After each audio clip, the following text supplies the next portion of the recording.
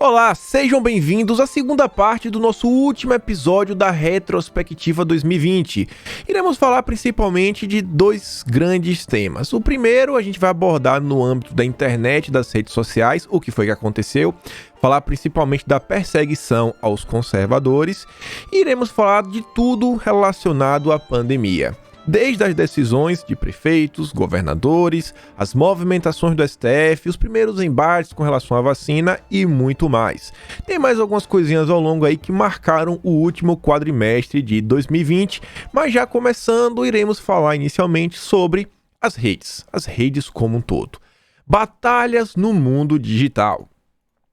Mal começou o quadrimestre e tudo o que já vinha acontecendo ao longo do ano, inquéritos, diversas perseguições, continuaram a prosseguir.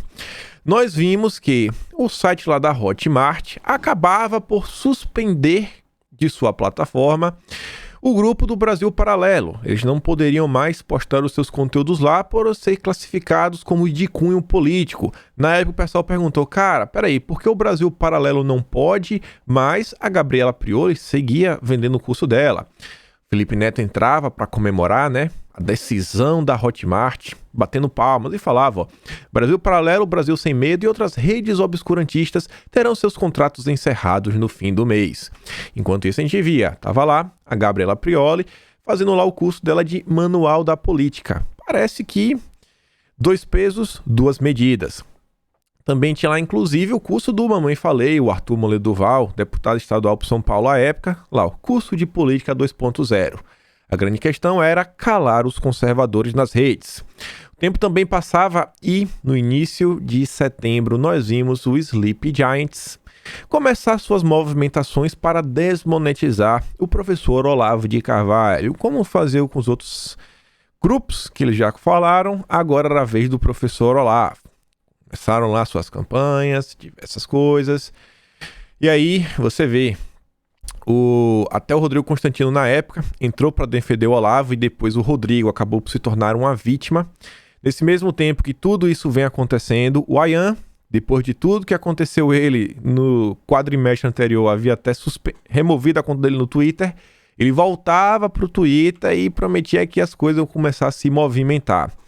Nesse meio termo, lá em setembro, vinha lá o Alexandre de Moraes dar esclarecimento sobre os inquéritos. E ele dava a entender que os inquéritos estavam para demonstrar que as milícias digitais, basicamente, estavam fazendo uma enorme lavagem de dinheiro. Segundo ele, essas lavagens ele estava descobrindo várias coisas. Nós ainda estamos trabalhando na investigação para verificar todos os caminhos para levar algo fechado para o TSE. A história de tentar derrubar a chapa Bolsonaro-Mourão meio que estava sendo requentada. E aí o cara falava que meio que o pessoal se utilizava do processo para fazer uma lavagem de dinheiro. E essa lavagem meio que se dava assim, utilizando superchats, coisas em lives, monetização no YouTube, algumas coisas que não faziam muito sentido. E uma coisa interessante que ele deixava claro é que ele já tinha se encontrado de 2 a 3 vezes com o deputado Orlando Silva do PCdoB, que na época já estava auxiliando a PL 2630 das fake news. Inclusive o Rodrigo Maia falava que o Orlando Silva seria a peça-chave dessa PL 2630. No mesmo período, a gente começou a discutir sobre a PL 3144 da senhorita Joyce Hasselmann, ainda pior do que a 2630. Nela, falava várias coisas, e de colocar que seria obrigado que o governo como um todo, a sociedade combatesse desinformação e fake news, colocassem, olha só, o cumprimento do dever de Estado e toda a sociedade na prestação da educação em todos os níveis de ensino. Basicamente, criar um plano, para alfabetização digital. E todo mundo sabia onde é que isso ia parar. Você via? Era lá uma PL da Joyce Hasselmann. E tinha coisas muito estranhas, como, por exemplo, a adoção das recomendações... Item 5. Adoção das recomendações do Comitê de Combate à Desinformação ou proveniente de verificadores de fatos independentes credenciados com ênfase nos fatos. A senhorita Joyce queria basicamente credenciar verificadores. Todo mundo já sabia quem iria ser, essas agências de fact-checking, talvez até o Sleep Giants. E ela propunha a criação de um comitê, basicamente o Ministério da Verdade. Estava lá no capítulo 4 da PL, o Comitê de Combate à Desinformação. 20 e tantas cadeiras de pessoas que iriam debater o que ia ser feito e o que não ia. Nessa PL da Joyce também, ela falava inclusive de sanções penais para quem promovesse aí desinformação e fake news. Vejam só. Na mesma tomada, sobre a PL 2630, o Orlando Silva vinha para... Olha só, apresentou ao presidente da Câmara, Rodrigo Maia, um relatório prévio para a proposta. PL das fake news propõe 5 anos de prisão para milícia digital.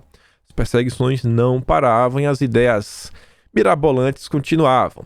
E aí você via, o Ministério Público de São Paulo denuncia Alexandre Frota e Laranja por empresa de publicidade de fachada. Um dos deputados que mais atuou na CPM das fake news, auxiliado aí pelo material, pelo menos, do Luciano Ayan, estava aí sendo meio que denunciado pelo Ministério Público. Mas isso daqui todo mundo esqueceu. Deputado este também que o seu depoimento serviu para embasar o Alexandre de Moraes. E aí o Faca falava isso na época. O principal testemunha da CPI das fake news, que acusou todo mundo de fazer fake news, foi denunciado pelo Ministério Público de São Paulo por, pasmem, manter uma empresa de fachada. No mesmo período, nós víamos aí o Felipe Neto ser eleito pela Time, uma das 100 pessoas mais influentes do mundo. E aí você vê o Ciro Gomes, vem a público elogiar o rapaz. Isso daqui já se liga com o que a gente falou na primeira parte, né? A formação e consolidação da Frente Ampla. No meio termo, a gente via tudo o que estava acontecendo contra os conservadores, mas o jornal Globo G1 falava: Brasil tem a maior queda em índice de liberdade de expressão entre 161 países. E quando nós podíamos achar que talvez fosse para falar dos conservadores nas redes, na verdade era uma matéria baseada aí num estudo de uma ONG, Artigo 19, que basicamente estava falando como Bolsonaro era uma pessoa ruim. Logo menos ficamos sabendo, todo mundo que apoiava a ONG Artigo 19, como por exemplo o Abrage, e essa ONG como um todo, mais uma coincidência, a gente só vê isso no Brasil, Artigo 19 tinha como seus financiadores, além da Ford Foundation, a Open Society Foundations do George Soros. Continuando aqui, tivemos a Ilona Zabor lançando seu livro, onde ela falava dos ataques que ela sofreu da família Bolsonaro, pois, pasmem, como diz o Faca, as pessoas não queriam ver ela sendo indicada pelo Moro, já que ela é completa oposição ao governo Bolsonaro. E aí ela estava lá, ó, em defesa do espaço cívico, falando que nós, pelo menos o pessoal da direita, não luta pela democracia, né? Nesse meio tempo, em outubro, fomos pegos por uma coisa que realmente fez o Brasil tremer mais uma vez. As investigações com o MBL davam ainda mais frutos, e agora era a vez do Ministério Público de São Paulo denunciar líder do MBL por corrupção, fraude à licitação e tráfico de influência. E aí você vê, tá, a documentação aí do próprio MP, as pessoas que estavam envolvidas na época, e o Mônaco, que já aparecia no primeiras buscas lá do MP, que também foram atrás do Ayan, estava lá em primeiro local na denúncia do Ministério Público de São Paulo. E uma coisa interessante é que dessa vez algumas fotos foram divulgadas de um caderno de anotações do Mônaco, onde mostrava algumas ligações, alguns políticos meio que o MBL estava tentando se aproximar. Inclusive mostrava aqui, ó, eles estavam querendo chamar para o Congresso do MBL, o Michel Temer, chamar o Rodrigo Garcia, que a priori era apenas o vice-governador de São Paulo, porque eles queriam chamar. Também ficou revelado aí um plano do MBL de criar, além da parte de comunicação, criar uma parte de entretenimento através de filmes e tentar uma parte, realmente um grupo político, sabe? Criar um braço partidário. Contava com apoio principalmente da maçonaria, FHC, Luciano Huck, já estavam falando da questão do cidadania, Danilo Gentili, Hélio Beltrão e mais pessoas, querendo criar um partido. E na mesma época, o The Intercept revelou aí um vazamento de dados, de conversas de um grupo do MBL, onde eles comentavam sobre a possibilidade de articular para meio que comprar assinaturas, para pegar um partido já meio que encaminhado e assim eles formarem um partido. Coisa para o MBL estava ficando bem complicada. E um desses prints também, né, dessas fotos, continha o Rodrigo Garcia, vice-governador de São Paulo e responsável para lidar com as privatizações e com aquele país que eram os chefes do senhor João Dória à época, e constava um valor de 4 milhões, e uma empresa de tecnologia que fornece aí um novo tipo de internet, a internet 5G na época. Então vejam só como são as coisas. E a gente vai falar um pouco dessa tecnologia até hoje ainda. E aí, o Sleepy Giants, ele continuava suas movimentações contra o Olavo de Carvalho, e dessa vez eles já estavam no ponto que eles criaram um site para forçar o PagSeguro a suspender a possibilidade de Olavo de Carvalho receber pagamentos através da plataforma. Eles já conseguiram fazer com que o PayPal suspendesse a conta do Olavo, e agora a vez do PagSeguro. O Felipe Neto estava lá para fazer propaganda. E também, um tempo depois, na verdade no início de novembro, após alguns comentários meio que polêmicos sobre a situação, o Rodrigo Constantino viu podemos falar, uma certa perseguição contra a pessoa dele, o que acabou fazendo que o Constantino perdesse vários empregos ao redor, principalmente da grande mídia. Vocês podem ver, o Correio do Povo mesmo diz, comunicado: diante dos fatos recentes em sintonia com a decisão tomada pelo Grupo Record, Rádio Guaíba e o jornal Correio do Povo, optaram por rescindir o contrato com o colunista Rodrigo Constantino, que ocupava espaços semanais na rádio e também no jornal. Até com a Jovem Pan, o Constantino teve o contrato dele encerrado. Isso aí na época, o Sleeping Giants Brasil achou pouco que a Gazeta do Povo não quis demitir o Constantino, e na época eles começaram a fazer pressão contra algumas marcas, levantando uma hashtag para forçar, possivelmente, a empresa a demitir o Constantino. Vocês podem ver aí, hashtag demite Constantino, isso tudo aconteceu na época. A Gazeta optou por manter o Constantino e começou a publicar matérias sobre o Sleeping Giants, mostrando que era um absurdo as movimentações desse pessoal.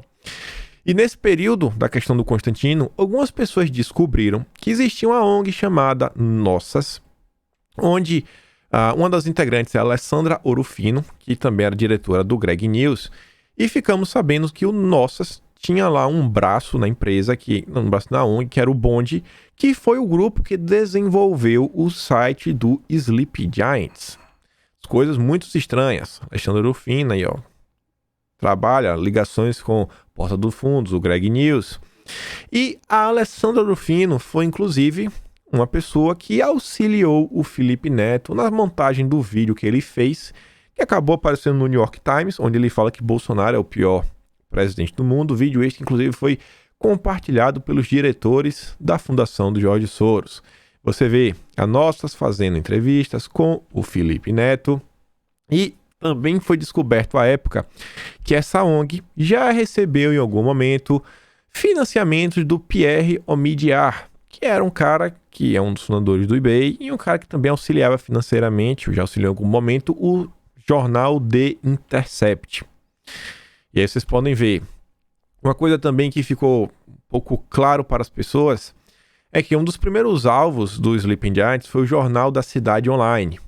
Quando aconteceu, o Gazeta do Povo anunciava no jornal, e naquela época eles agradeceram ao Sleepy Giants, eles participaram, sabe? O Gazeta do Povo participou ativamente do processo de desmonetização do jornal online, da Cidade Online, e agora era a vez deles.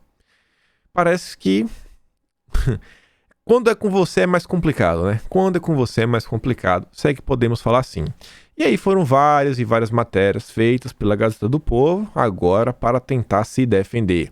Um fato interessante é que Sérgio Moro veio a público, ele defende a Gazeta do Povo, mas ainda assim ele reconhece a importância do trabalho do Sleeping Giants, falando o seguinte, compreenda a campanha contra ódio na rede, mas a Gazeta é um alvo errado, ou seja, algumas pessoas mereciam ser alvos, outras não. Desde que você seja um blogueiro conservador, na cabeça do Sérgio Moro, você é um alvo aí, né, que pode ser levado em consideração. E eles mesmos falavam, o financiador do Intercept doou 2 milhões para a rede ativista Nossas. Falando desse pessoal ainda, tem uma certa ligação. Acho que inclusive falamos na primeira parte, o Aras, no fim de dezembro, acabou por suspender um pacote de doações que os lava-jatistas queriam encaminhar para uma fundação. Essa fundação queria combater a corrupção também tem ligações e parceria com o Pierre Omidyar, essa mesma pessoa, mostrando que talvez a ligação do Moro elogiando Sleeping Giants não fosse aleatória. O tempo também foi passando e o inquérito das fake news e dos atos antidemocráticos, os inquéritos do fim do mundo, que nenhum dos réus tinham acesso, começava a ter vazamentos e quem recebia sempre era a grande mídia. Era a vez do Estadão falar: o Carlos Bolsonaro é citado 43 vezes no inquérito dos atos antidemocráticos. E ninguém entendia como que eles conseguiram esse material, porque nem os advogados dos réus estavam tendo acesso. Depois era a vez de divulgar que o Coronel Cid, assessor de Bolsonaro, disse leve trás de Alan dos Santos ao presidente. Depois nós víamos o depoimento do Eduardo Bolsonaro vazar para a mídia. E depois o Estadão fez uma matéria onde eles divulgam as mais de 1000 páginas dos inquéritos dos atos antidemocráticos. Vazamento completo para a mídia, mas os réus dificilmente tinham acesso. E aqui foi o depoimento de todo mundo na época, vazado pelo Estadão. Vejam só. E uma coisa interessante da época foi o seguinte: quase todo mundo teve o depoimento disponível, com exceção de Sérgio Moro, Joyce Halsemann e algumas peças, né? Por que o depoimento dessas pessoas não foi disponível? Vai saber. Continuando aqui, nós vimos ainda que no fim do ano, Felipe Neto já estava lançando o seu primeiro projeto, né? Era o seu instituto que iria fazer alguns projetos na área de educação digital. E a gente sabe que isso aí iria acontecer ao redor dos meses. E eles falavam lá, recebia a bênção da Ilona Zabó. Já quase no fim de dezembro, num final de semana bem aleatório, um casal apareceu numa matéria da Folha de São Paulo da Bânica Bérgamo, clamando ser os donos do perfil do Sleeping Giants. Falando que eram apenas eles, 2 jovens, e eles que estavam por trás de tudo. Grande coisa interessante é que passa o tempo e depois que algumas pessoas questionam, será que são eles mesmo? O jornal Globo, por exemplo, dizia, sem evidências, bolsonaristas contestam identidade de dupla de fundadores do Sleeping Giants. E uma coisa interessante era o seguinte: eles falavam que eles eram apenas 2 donos. Só que matérias antigas da própria grande mídia, como por exemplo essa daqui do DW, do dia 13 de julho de 2020, falava a luta anônima de 3 brasileiros contra o site fake news. Estava faltando alguma pessoa. Quem era o outro dono do site? O próprio UOL, em sua matéria, falava: 3 brasileiros são responsáveis pela iniciativa que mira sites que propagam fake news. E nós vimos, chegada do fim do ano, o Sleeping Giants marcando um novo alvo. Agora a vez do Terça Livre. E já para fechar a questão no âmbito das redes, o Oswaldo Eustáquio, no final de dezembro, acabava por ser preso após numa reunião que teve umas certas controvérsias na época. Enquanto estava na cadeia, escorregou. Durante sua queda teve um problema e, durante o período, ele parou de sentir as pernas. No primeiro momento, as pessoas acharam que ele não iria voltar a andar, tinha tido um problema na coluna, nas vértebras, mas graças a Deus, na época, logo depois, ficou-se sabendo que ele sim iria recuperar os movimentos, mas iria ser uma coisa que iria necessitar de um certo tempo. E esses foram os principais desdobramentos do que já veio acontecendo ao longo de todo o ano de 2020. E aí, mudando aqui um pouquinho para falar de alguns assuntos ligados a um país do Dória antes de entrar na pandemia, vejam só. Tudo começa ainda em setembro. Quer dizer, começa muito antes disso, mas a gente aqui vai começar em setembro, onde Bolsonaro vai fazer um discurso na ONU e, óbvio, a grande mídia reclamou. Falou que Bolsonaro falava: se a mídia está criticando, sinal que o meu discurso foi muito bom. E aí Bolsonaro falava de diversas coisas no discurso, falava da Amazônia, falava da necessidade de nós tomarmos conta da Amazônia, é do Brasil, a parte brasileira. Também apontava para a questão da perseguição que alguns cristãos vinham sofrendo ao redor do mundo. E diante disso nós vimos, por outro lado lá, o supremo líder, o chefe do Dória, falar da questão climática, que todo mundo sabe que podia impactar um pouco na Amazônia. E aí você vê, o tempo ia passando, a mídia brasileira comemorando que a liderança chinesa comemora o aniversário da Revolução, destacando com reconstrução disso, daquilo outro. E aí a gente começou a falar disso tudo, por quê? esse país cada vez mais tomava os noticiários, e um assunto que realmente tomou uma forma e uma defesa intensa durante os últimos 4 meses do ano foi a questão do 5G. Vocês podem ver aqui, ó, o Brasil 247, ainda 9 de outubro. Embaixador no Brasil cobra leilão justo no 5G. Eles queriam porque queriam participar de toda forma.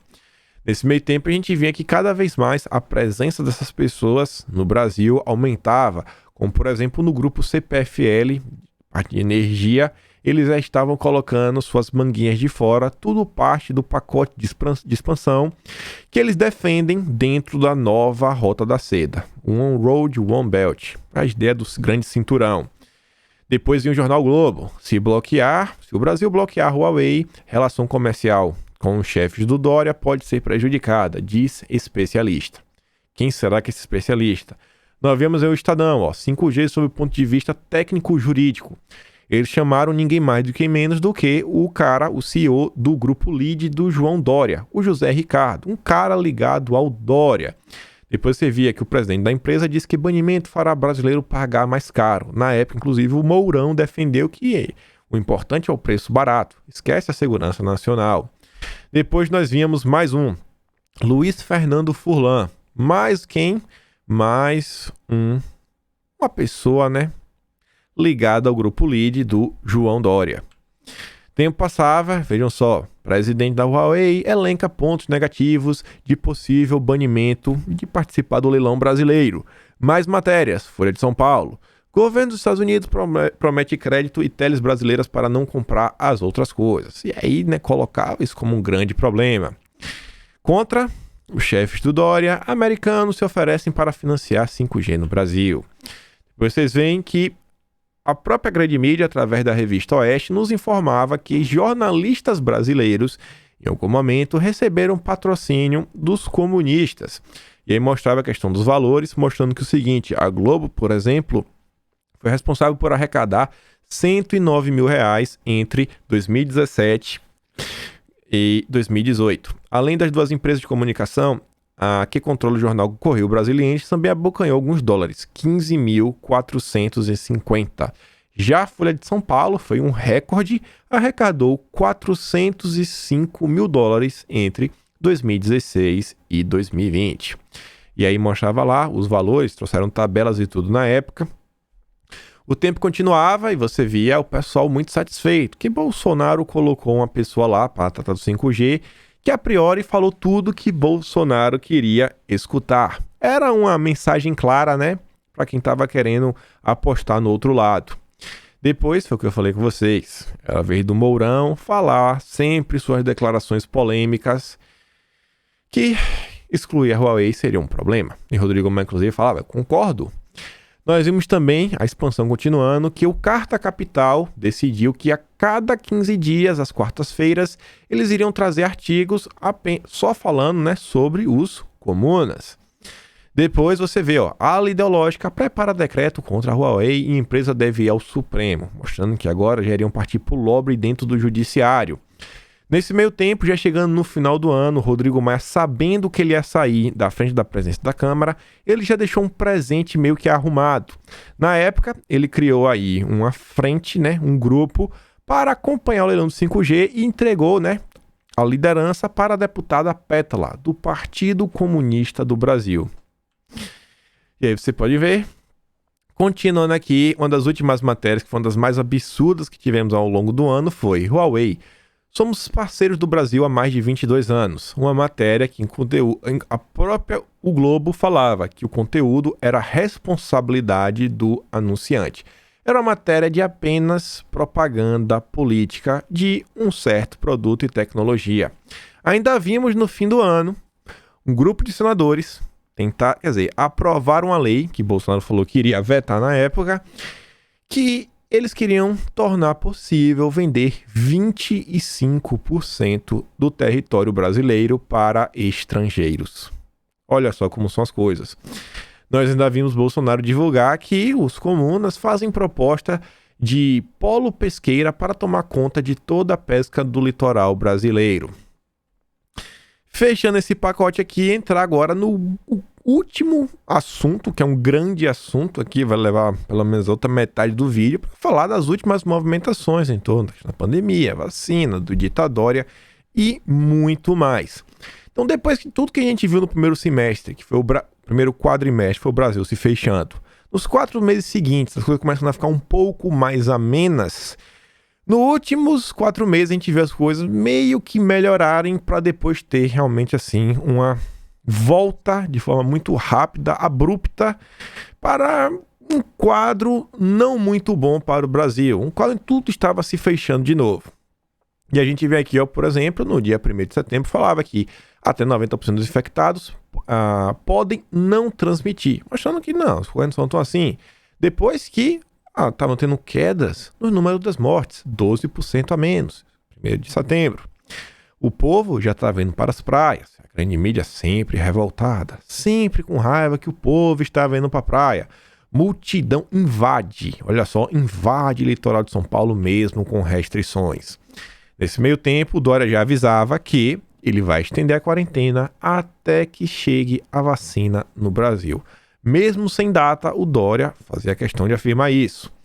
E aí, várias matérias continuavam saindo para provar que Bolsonaro estava certo. Vocês podem ver que fala que a fome pode ser um grande problema. Bolsonaro já falava isso pelo menos desde março. Muita gente teimava em ignorar. Depois já começavam os primeiros embates sobre a questão da vacina. Bolsonaro avisava que ninguém poderia ser obrigado a tomar. Isso ainda no dia 1º de setembro. Nas redes sociais, o governo diz que ninguém é obrigado a tomar, mas lei autoriza a aplicação compulsória. Ainda era um resquício do presente deixado pelo Moro e pelo Mandetta. E, por outro lado, o Dória, com completos interesses, principalmente comerciais, fazia questão de deixar claro que todos os brasileiros, deveriam ser obrigados. Meu telefone, estou gravando e o telefone está tocando. Continuando aqui. Pela 9ª semana seguida, mercado projeta melhora no PIB para 2020. As coisas continuavam a melhorar no âmbito do Brasil. Depois vocês podem ver. Apesar da crise, classe C e D voltam a consumir no nível pré-pandemia. Indústria paulista registra um aumento de 16,8% nas vendas em julho. Os empregos também voltavam a crescer. Durante esse período até dezembro, todos os meses tivemos saldos positivos no número de empregos gerados no Brasil, empregos formais. O governo tem poder de tomar vacinação obrigatória e deve incentivar isso daí. A grande mídia já fazia um lobby para que fosse obrigatório. Lá vinha também a Ilona Zabó, junto com a Vera, falar que o povo não deve ter liberdade de escolher. Tem que tomar e acabou. Já lá de abril, eles vinham com a história da obrigatoriedade. No meu tempo, Bolsonaro ia lá e falava, cara, o comércio precisa reabrir. Bolsonaro afirmava mais uma vez, o comércio precisa reabrir, mas eu não posso fazer isso, porque o STF me tirou esse poder. O tempo continuava passando e nós começávamos a ver as hipocrisias que principalmente marcaram o fim de 2020. Os famosos, as pessoas, os iluminados, que sempre estavam indo para a mídia para falar da necessidade das pessoas ficarem em casa, fique em casa. A economia a gente vê depois, fique em casa, fique em casa, fique em casa. A gente via essas pessoas fazendo festas, ninguém usando máscara. Aqui foi a vez do Luciano Huck ser pego no flagra, junto com sua esposa e alguns amigos. O Arthur Weintraub falava, vou fechar a economia até surgir a vacina. Quando surgir, vou obrigar todos a tomar. Sobre aquele remédio polêmico, só meus médicos podem usar. Enquanto isso, ponha sua máscara, fique em casa e fique caladinho.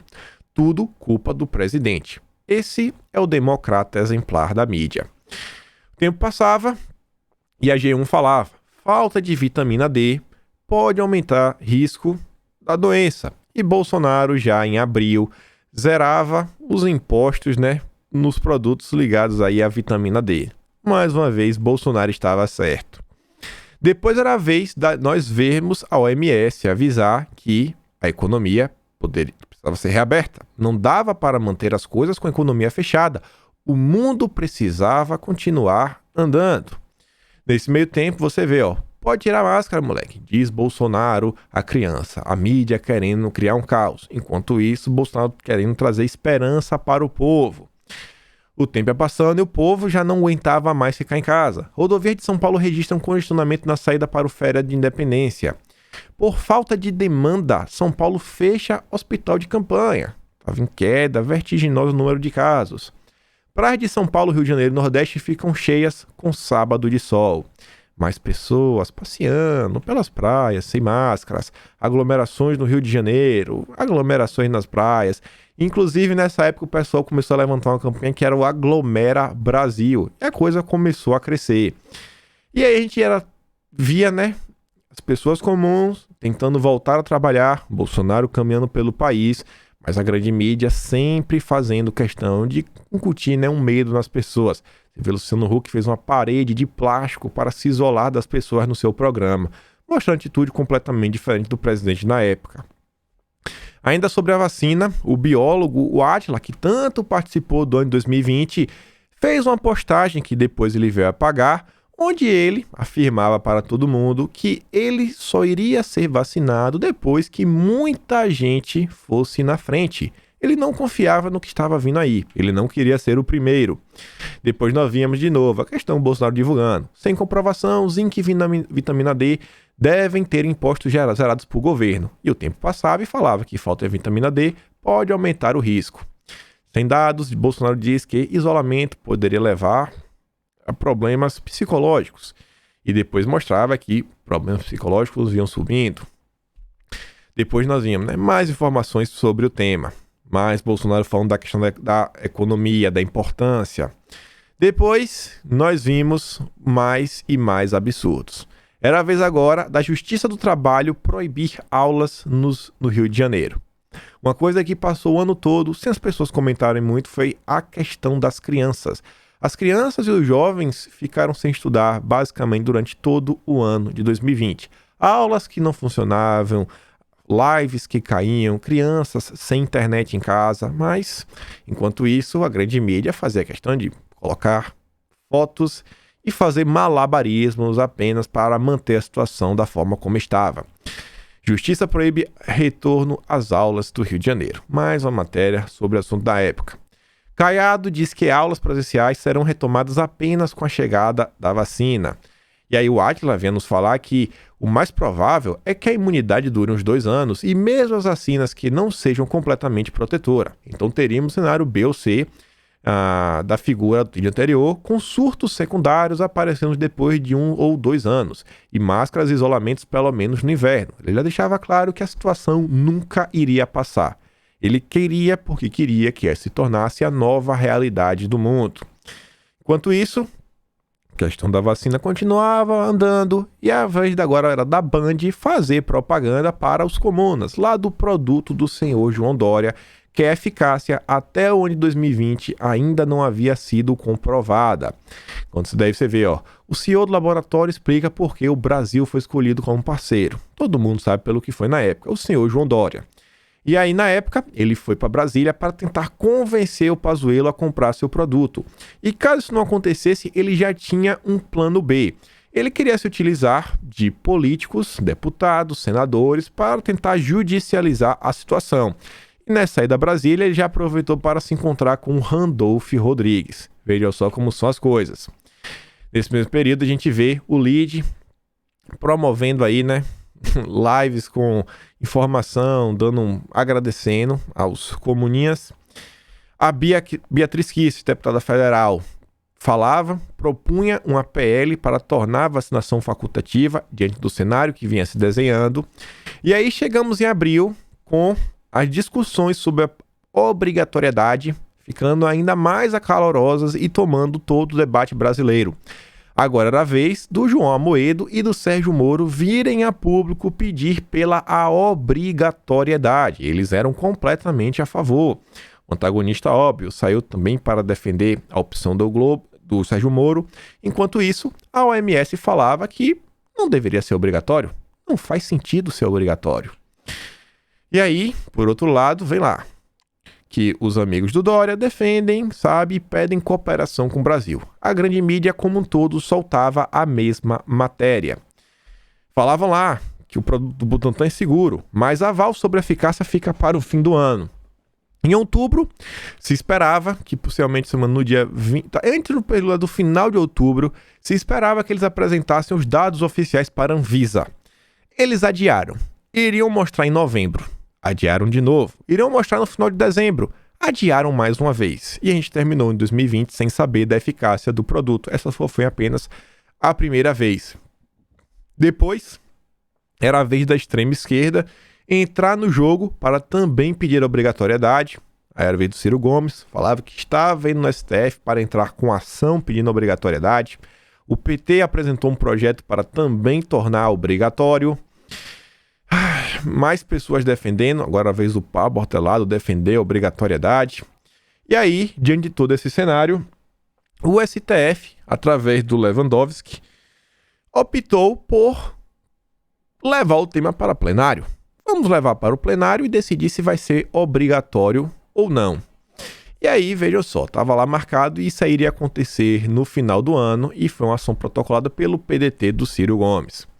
E aí já se falava, a maioria do STF defende que o Estado possa obrigar.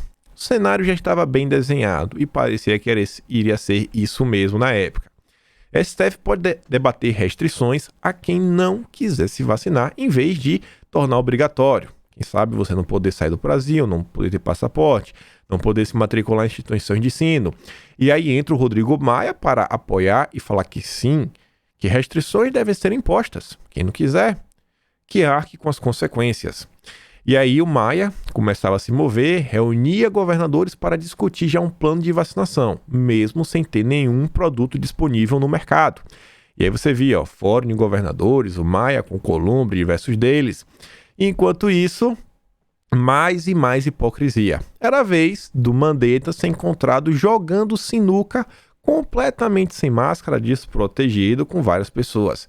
Mas o discurso dele perante as câmeras era completamente outro. Fica em casa, a economia a gente vê depois. Depois, aí que começava a mudança. Aquele quadro onde os números de casos iam caindo, hospitais de campanha eram fechados, não estava mais tão valendo a pena, e aí a grande mídia começa a avisar do que estava por vir. A tão famosa segunda onda. A Tabata Amaral e Luciano Huck, ainda em novembro, já avisavam que a segunda onda estava por vir para o Brasil. Você vê, nada poderia ser mais inconsequente do que tomar medidas de flexibilização como sinal inequívoco do que se voltou ao normal. Não podemos voltar ao normal. A segunda onda está vindo. E com isso, vejam só, lockdown à vista. Prefeitura de São Gonçalo, no Rio de Janeiro, decreta fechamento total do comércio não essencial. A luz amarela se acende entre as empresas aéreas com possibilidade de segunda onda. As escolas de samba do Rio de Janeiro celebram Dia da Consciência Negra. Aí, meu filho, pode fazer o que for. Aqui você pode aglomerar, você pode sambar. Aqui você está protegido. Aqui a mídia jamais falava, de pessoas sem máscaras nem nada. E aí vinha lá o Bruno Covas, ainda não estava reeleito, e falava que não descarta em ampliar medidas restritivas na segunda onda. Enquanto isso, a esquerda já estava no próximo passo. Algumas pessoas, inclusive como o Leandro Moro, já falavam que a segunda onda bateu forte e já se fala em uma terceira onda. Já era momento de falar numa terceira onda. E aí o Dória, já chegando no final do ano, avisava que, as pessoas poderão responder criminalmente por festas ilegais. Festa ilegal, a gente sabe muito bem o que poderia ser, né? Ou seja, era uma tentativa de barrar a celebração do Natal e Ano Novo. E aí o Dória diz que seu produto poderá ser aplicado sem registro da Anvisa. O Dória estava tentando gerar um caos completamente desnecessário. E Bolsonaro respondia, eu não vou tomar, de jeito nenhum. É direito meu, eu não vou fazer isso. Por outro lado, o Estado de São Paulo estuda restringir lazer por causa da pandemia. Já se começava a fechar os estados. A grande mídia fazia seu papel de incutir medo nas pessoas com matérias tipo essa. Com alta nos casos, famílias cancelam planos de Natal e Ano Novo. Não comemore o Natal. E aí, tivemos o segundo turno e uma das coisas mais absurdas, o Dória aglomerando, juntamente com Bruno Covas e outras pessoas, todo mundo junto e misturado. E no dia seguinte à eleição, todo o estado de São Paulo foi decretado pelo Dória que iria regredir no plano de abertura. Um único dia após a reeleição, o Dória fecha o estado de novo. E ele, que dias antes, no meio de novembro, havia dito que era mentira, que São Paulo não iria fechar o comércio após as eleições, quando nós vimos que foi completamente o contrário. Dória se desmentiu em pouquíssimo tempo. Vocês podem ver, ó. Dória diz que tomará medidas legais contra festas privadas de Réveillon.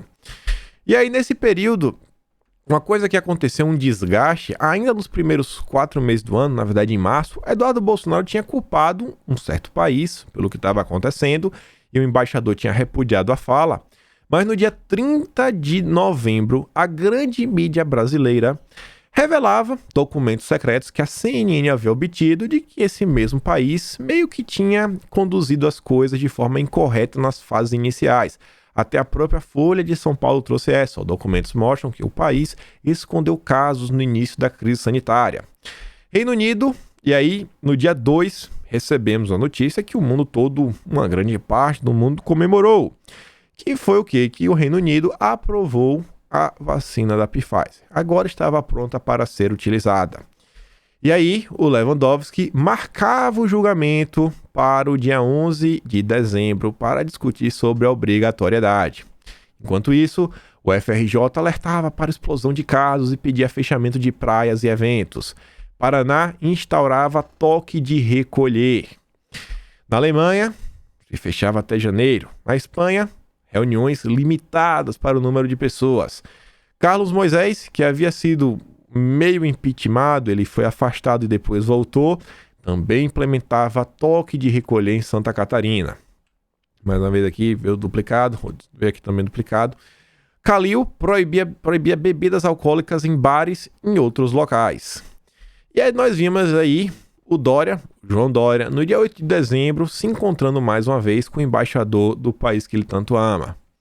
Nesse meio tempo, assim que as vacinas foram divulgadas, lá vinha a Veja para falar que mesmo com vacina, as pessoas ainda irão precisar de utilizar máscaras. E aí Bolsonaro diz, não tem cabimento deixar aulas presenciais só para 2022. Já estava se discutindo continuar sem ter aulas por mais um ano. Enquanto isso, a Lada de Aras queria forçar a reabertura nas escolas. Só o governo Bolsonaro lutava para que a população pudesse voltar a ter uma vida normal. E também fomos pegos de surpresa, porque o The Washington Post fez uma revelação realmente assim que fez as coisas no Brasil deram uma balançada aqui. O CEO da empresa que vende os produtos do Dória foi descoberto que ele estava envolvido com pagamentos de propina, dinheiro embaixo da mesa por aprovações de produtos farmacêuticos. E aí a gente viu o que estava acontecendo. Se vocês podem ver, subornou autoridades para aprovar vacinas de 2002 a 2011. E o Dória, nesse meio tempo, falava o tempo todo para a mídia, desde dezembro, desde o dia 1º de dezembro, o Dória já falava que essa questão da vacina era um ativo eleitoral. Tudo o que ele fazia já era pensando em uma possível candidatura à presidência em 2022. Nunca foi pelo povo, nunca foi nada. E aí, nesse meio tempo, a gente viu também que teve uma postagem que deu muito o que falar. Na época, entrou até no Ministério Público pedindo esclarecimentos.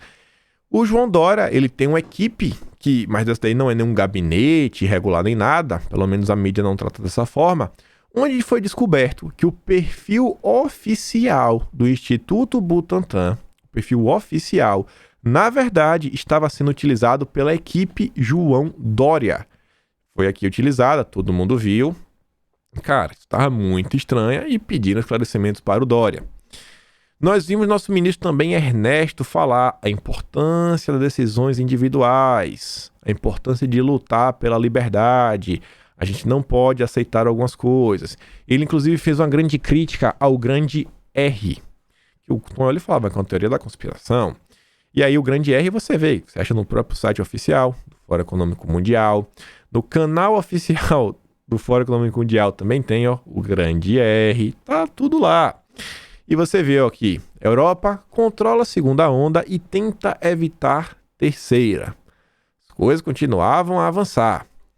E aí, o Dória, ainda sem apresentar nenhum dado sobre eficácia nem nada, através do Dimas Covas, já avisava que iriam começar a vacinar o povo ainda no dia 25 de janeiro. Ninguém sabia como, mas ele afirmava categoricamente.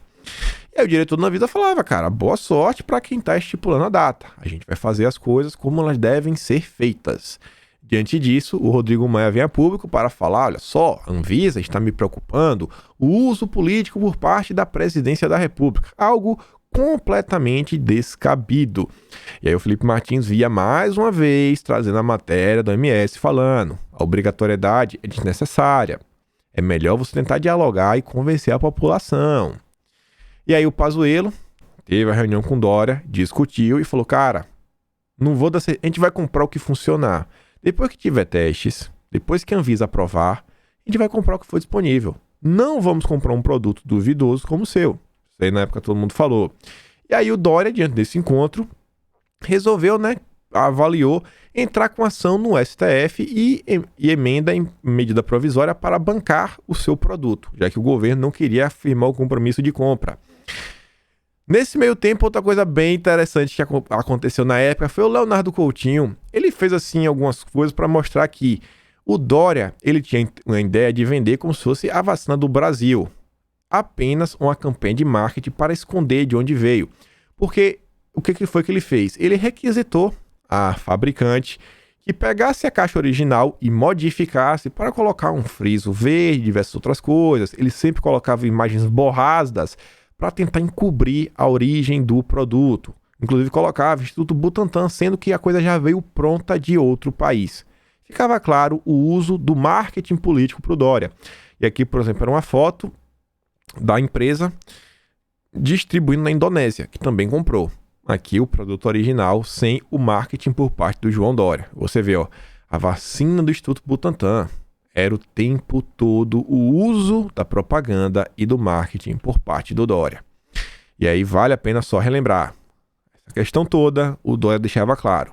O interesse dele é o ativo eleitoral. Como tirar isso para obter proveito. Continuando aqui, nós vimos que no dia 10 de dezembro, o que o Ernesto falava que tínhamos que combater o grande R, o Dória ia ter uma inauguração virtual em São Paulo do Centro da Quarta Revolução Industrial. Inclusive é um livro do Klaus Schwab, o cara do Fórum Econômico Mundial, que tem essa ideia do grande R. E esse livro possui o prefácio escrito pelo João Dória. O Dória escreveu o prefácio. Vejam só aí, a presente edição inclui prefácio de Satya Nadella e João Dória. E uma das pessoas que elogia o livro é ninguém mais, ninguém menos do que o presidente do Instituto Nacional de Pesquisas Financeiras da República Popular dos Comunas. Olha só como são as coisas. E tá aí, o grande R, dia 10/12. E você vê o Dória com a imagem aí no fundo. Lá estava o João Dória. Enquanto isso, nós vimos que o Dória queria porque queria vender o produto dele, mas o país de origem não queria utilizar esse produto, inclusive estava comprando as vacinas da Pfizer. E mais suspeitas sobre o produto Dória rondavam. Ele não apresentava dados. O próprio país de origem não queria utilizar. E aí a Butantan adiava mais uma vez a entrega, que deveria ser no dia 15, agora adiava para o dia 23, o que também acabou por adiar. E nesse meio tempo, a própria comunidade científica brasileira começou a escrever e falou, cara, é indesculpável, não sabemos ainda o que está acontecendo. Por que a gente não pode saber o que está acontecendo? E aí, no Senado, lá vinham eles com a ideia maravilhosa. Eles criaram a carteira digital de vacinação, como foco principalmente para utilizar nesse momento, da questão da pandemia. Vejam só como as coisas estavam se encaminhando. E eis que tivemos, lá no meio para o fim de dezembro, o julgamento do STF, onde por 10 votos a 1, eles definiram que sim, iria ser obrigatório. A esquerda comemorou, a grande mídia comemorou, 10 votos a 1, 10 votos a 1, a grande mídia como um todo. Não bastando aí, o Lewandowski, atendendo Flávio Dino e a OAB, ele autorizou que estados e municípios comprassem, vacinas sem aval da Anvisa. Se levasse mais 72 horas, poderia comprar. E aí, olha só, em discurso no Senado, o ministro da Saúde Pazuello disse há pouco que a Pfizer pediu para só ser julgada fora do Brasil. em caso de eventuais problemas com o seu produto. Então, né? A empresa quer que isso seja previsto em cláusula de contrato com o governo brasileiro. Eles não queriam se responsabilizar por nenhuma consequência que pudesse acarretar. Nesse meio tempo, falando de pandemia, lá vinha o Fachin mais uma vez. O Fachin, que havia proibido operações nas favelas do Rio, dessa vez mandou soltar presos de grupos de riscos em cadeias que estivessem superlotadas. Era a vez do Fachin.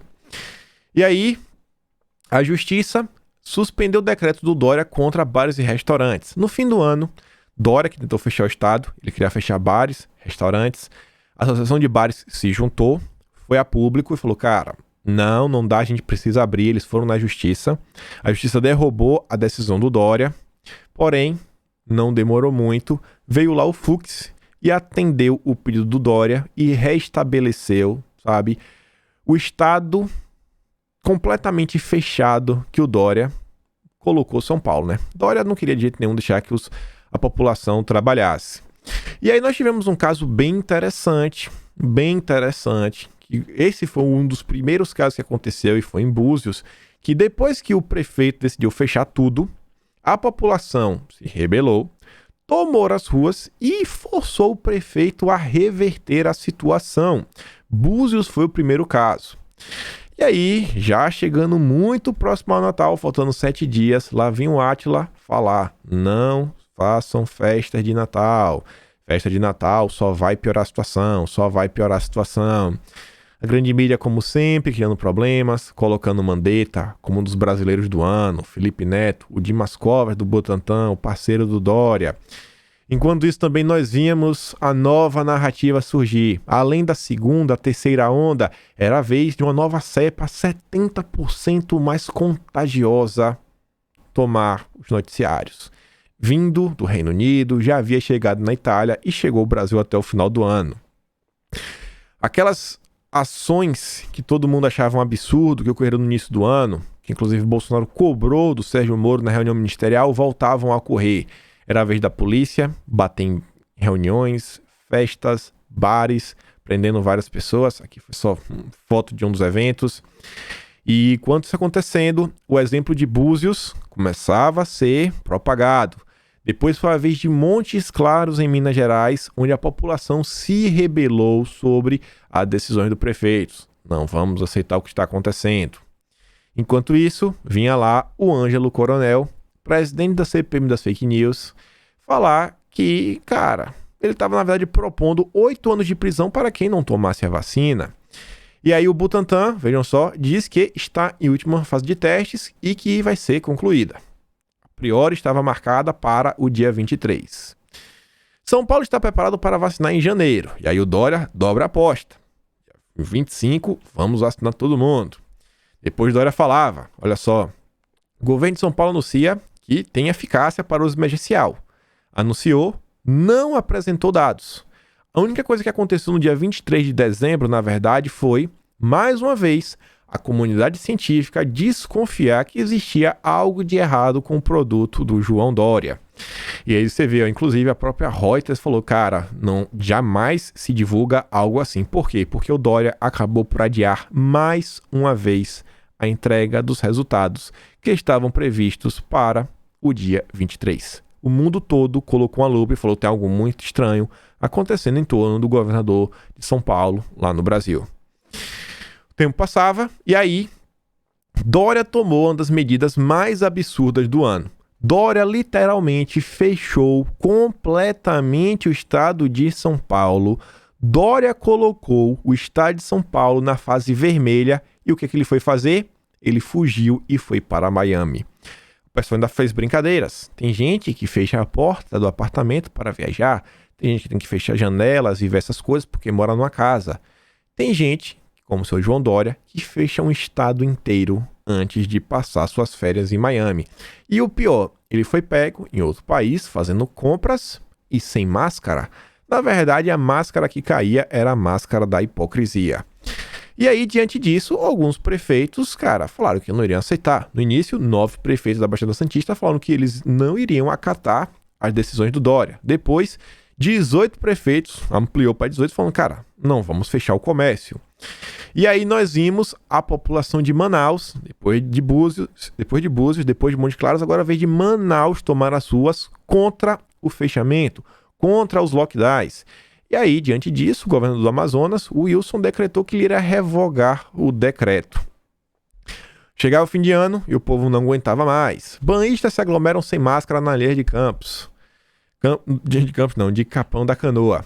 Cidades paulistas ignoram João Dória e desrespeitam o isolamento. A grande mídia estava muito satisfeita. E o que foi que o Dória fez? Já que os prefeitos não querem me seguir, então, Dória denunciou juridicamente todos os municípios, os prefeitos do município. As coisas não caminhavam bem. No final do ano, mais uma vez se falava também da questão das escolas. Agora veio de uma matéria da Folha de São Paulo falar que crianças estavam esquecendo o nome da própria professora e até como escrever o próprio nome, porque não iam mais para as aulas. Diversas crianças não tinham acesso a nada, nem a computador, nem a internet, a nada, zero. E as matérias deixavam claro que desde o início, as pessoas que tomaram essas medidas de fechar tudo sabiam que algo assim poderia ocorrer. Mais matérias, olha só. Isolamento social pode prejudicar desenvolvimento de fala de crianças. Depois você vê aqui, ó. Agora era a vez de Angra dos Reis, da população tomar as ruas pedindo por liberdade. Não aguentavam mais. Mais protestos iam ocorrendo ao redor do Brasil. Depois foi a vez de Juiz de Fora. 5 cidades até o fim de 2020. A população já havia se rebelado contra os prefeitos e os governadores. E aí, o ano não poderia fechar sem essa. Uma das pessoas que mais propagou que você deveria ficar em casa, que qualquer pessoa que saísse de casa era algo absurdo, Felipe Neto, ainda em dezembro, ele apontou o dedo para Carlinhos Maia, que havia feito uma festa para 40 pessoas, enquanto o irmão dele, à época, tinha feito um evento para 4.000 pessoas. Ele teimava em ignorar o que estava acontecendo. Ele cobrava posicionamento das pessoas, perseguia pessoas. E o que foi descoberto? Chegando no Natal. O Rica Perrone acabava por divulgar um vídeo onde o Felipe Neto estava jogando bola com seus amigos, sem máscara, desprotegido nada, mostrando que no final de tudo era apenas uma grande hipocrisia. E o Felipe Neto falava que ele tinha errado, que essa foi a primeira vez que ele saiu e que jamais ele iria fazer isso de novo. No dia seguinte, a repercussão que a grande mídia deu foi o seguinte: a Jovem Pan, com o Joel Pinheiro, foi defender que Felipe Neto até pode estar errado, mas mais errado com o Felipe é quem divulgou o vídeo. Vejam só, a passada de pano master que a grande mídia faz. E aí o Rica Perrone fala o seguinte, ó, meu amigo, não foi a primeira vez que você quebrou a quarentena. Vou colocar aqui só pelo menos mais duas fotos. Uma do dia 30 de novembro e outra do dia 16 de novembro, mostrando que, frequentemente, Felipe Neto estava lá jogando bola desprotegido e sem máscara com seus amigos, enquanto forçava que pessoas ficassem em casa e perdessem seus empregos. E aí o Nicolas, que havia feito durante o ano de 2020 um dossiê sobre o Felipe Neto, fala o seguinte, ó: se o Felipe Neto não aguentou segurar a vontade de jogar bola e quebrou a quarentena, imagina quem precisa ir trabalhar para sustentar sua família. Você é um hipócrita, cara. Bem complicado. E nesse caso, o Rica Perrone, ele fez um vídeo da situação, colocou no Instagram, e o Instagram removeu o vídeo do Rica sobre o argumento que era discurso de ódio. E a coisa ficou tão descabida que o Thiago Leifert, apresentador aí da Rede Globo, veio a público demonstrar que ele achava um absurdo o que estava acontecendo. Era um absurdo as coisas que ficavam acontecendo. E o pessoal, no final do ano mostrou toda a hipocrisia. Era o Felipe Neto jogando bola, Bruna Marquezine na praia com seus amigos, Mandetta jogando sinuca sem máscara, a Thelma, que havia feito uma campanha que recebeu 180 mil do governo do estado de São Paulo, estava também na praia com suas amigas, Marcelo, ao longo do ano, correndo na praia, sem máscara, enquanto forçava que pessoas ficassem em casa, a Pugliese, o Dória em Miami, o Fábio Porchat. Foi o fim de ano da hipocrisia. Ciro Gomes se abraçando com seus amigos. Chegada do Réveillon, nós vimos que as grandes praias, principalmente onde os ricos, os políticos passavam suas férias, estavam tendo congestionamento de jatinhos. Os ricos estavam indo curtir o Réveillon, enquanto o pobre estava em casa. Fique em casa. Antes do ano acabar, ainda soubemos que o Reino Unido aprovava mais uma vacina, agora a vez de Oxford. desenvolvida juntamente com a AstraZeneca. Mais informações aqui. Agora, na verdade, sobre uma farmacêutica que estava pedindo aprovação emergencial para a Sputnik V dentro do Brasil. E no último dia do ano, vejam só, o laboratório brasileiro já detectava que a nova cepa super contagiosa estava tomando o Brasil. O Lewandowski, faltando basicamente 2 dias para o decreto de guerra, que destinava aí 21 bilhões de gastos para a questão da pandemia acabar, ele estendeu esse prazo e falou que só vai acabar quando o Congresso decidisse. E assim que o Lewandowski ele estende essa coisa no STF, no dia seguinte, isso foi no dia 30, no dia 31, a meio-dia, o Dória, que estava curtindo suas férias, ele prorrogou a quarentena, ele fecha São Paulo até fevereiro. E dessa vez, inclusive, o antagonista já nos avisava que era a 15ª vez que o Dória prorrogava a quarentena. E esse aí, basicamente, foi um resumo da nossa retrospectiva de 2020, o ano que não acabou. E pessoal, chegamos até aqui o fim. Agradecer a todos. Foi um trabalho realmente árduo. Para a gente chegar aqui foram mais de 1.200 slides divididos em 5 vídeos, mais de 5 horas de fala disparado, sem nem poder entrar muito a fundo nos assuntos. Foi uma compilação ao longo de todos os vídeos. Eu demandei só na compilação das notícias um pouco mais de 230 horas, então realmente foi um trabalho grande. Passa a ser um certo reconforto, uma sensação de dever cumprido, óbvio, muita coisa ficou de fora. Teve muita coisa importante ainda que não coube aqui, mas tivemos que selecionar algumas coisas e pelo menos eu fiquei com o sentimento que fiz alguma coisa para tentar marcar o ano de 2020. Quem sabe daqui a 10, 20, 30 anos, quando alguém quiser relembrar o que aconteceu no ano de 2020, quem sabe essas pessoas não irão assistir, quem sabe meu vídeo. Então, termino por aqui, com o sentimento de dever cumprido, feliz por todo o apoio que vocês me deram na época. E é isso.